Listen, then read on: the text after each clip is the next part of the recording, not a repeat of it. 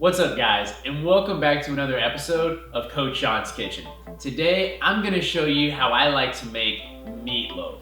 Now this is one of my favorite recipes for meal prep because I can customize it to my exact needs. And of course, you know we've gotta do it on the smoker. So stick around, you're not gonna wanna miss it. This is Coach Sean's Kitchen.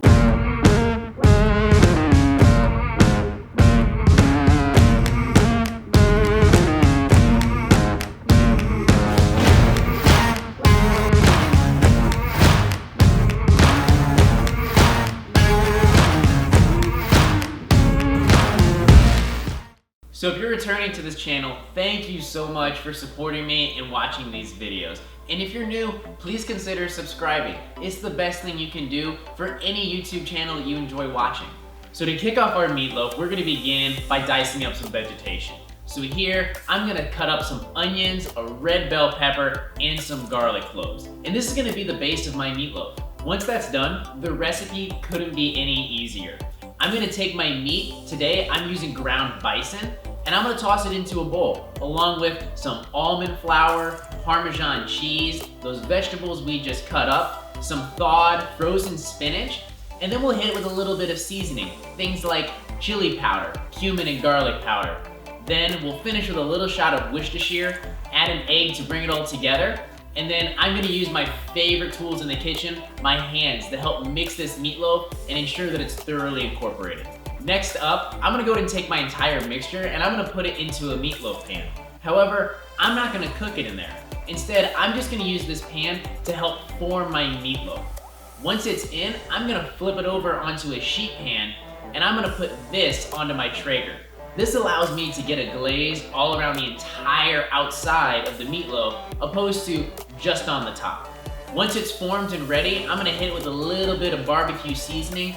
Then I'm gonna take it outside to my Traeger. Today, I've got it rolling at 325 degrees.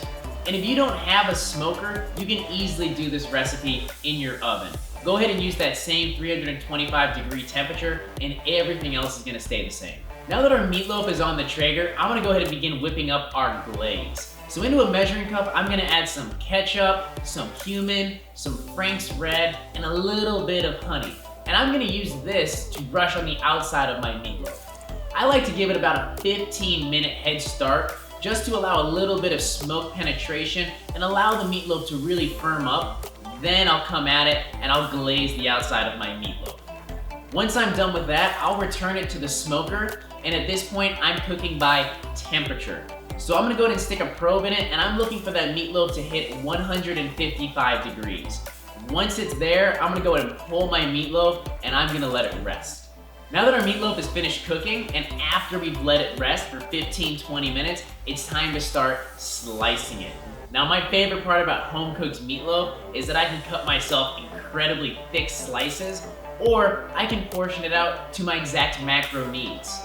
And as you guys can see, this meatloaf looks phenomenal. It is loaded with so many vegetables. You can see the peppers, the onions, as well as that spinach that we snuck in there as well.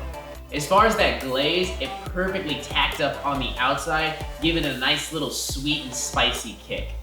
And finally, I love the little bit of barbecue rub we put on the outside. It just plays so well with the meatloaf that you put on your smoker.